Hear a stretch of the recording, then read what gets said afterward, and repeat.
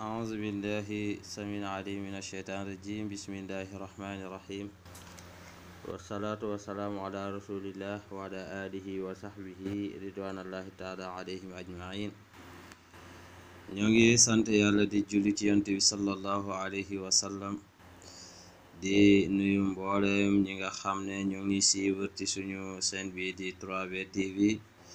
ñuy ziar ñëpp di ndokkil ñëpp di wàcceeku ne wàccuwaayam waaye di jéggalu ci gëj a def vidéo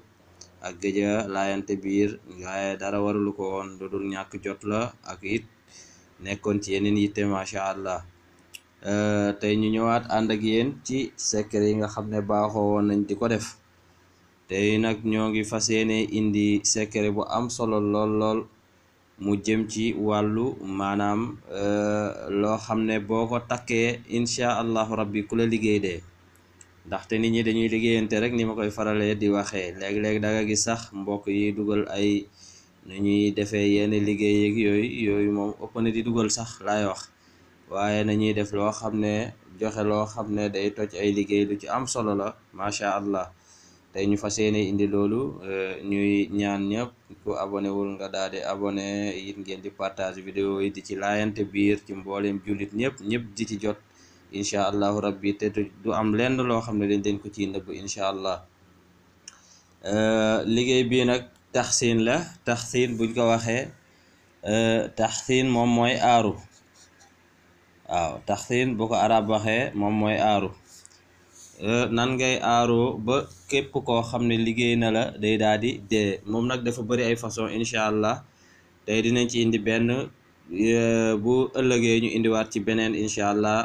ñu ànd ak yéen ci loolu daal ci kii mboolem ku ñu suivre rek dañ ci am loo xam ne nii dootoo yittewoo dem ci benn sëriñ di ko wuti waaw. taxsin bi mooy lan mooy bu fekkee ne nit ki bañ nga ñu liggéey la nga bañ nit daal di lay liggéey ba liggéey bi jàpp la nan nga koy defee mooy da ngay daal di bind aaya bi nga xam ne moom mooy wallahu yaasimuka minan naas wallahu yaasimuka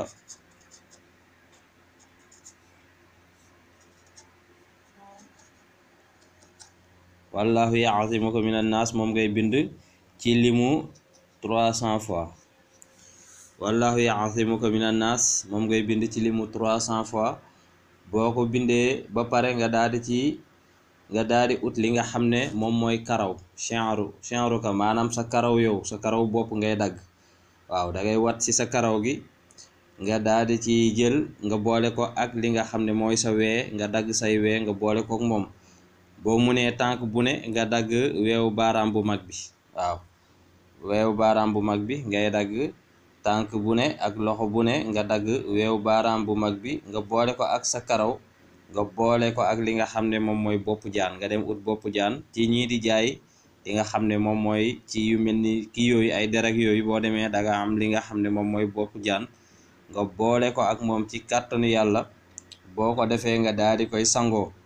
incha allah danga koy sangoo 7 jours yoo xam ne nii yu toftaloo la waaw 7 jours nga koy sangoo yoo xam ne yu toftaloo la doo ci tëbal dara incha allahu rabbi boo ko defee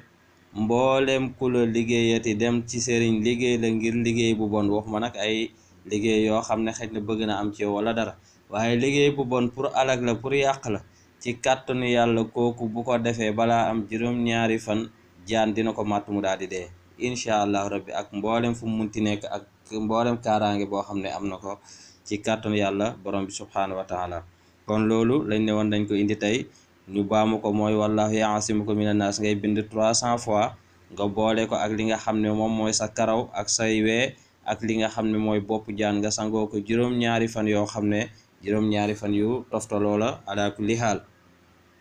bu loolu weesoo ñu leen di présenter suñu sunguf si suuf si nga xam ne nii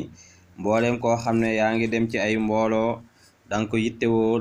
lool ci ku munti doon ngay dem ci ay mbooloo yoo xam ne ragal nga say noon nekk fa ak ay mbooloo yoo xam ne it mun nga fa jël kàddu nga bëgg fa jël kàddu te kenn du fa jël kàddu balaa kenn di jël kàddu incha allah boo ñëwee ñu jëflanteeg yow daa di lay jox ci suuf si nii moo ñaale ko ak sa tur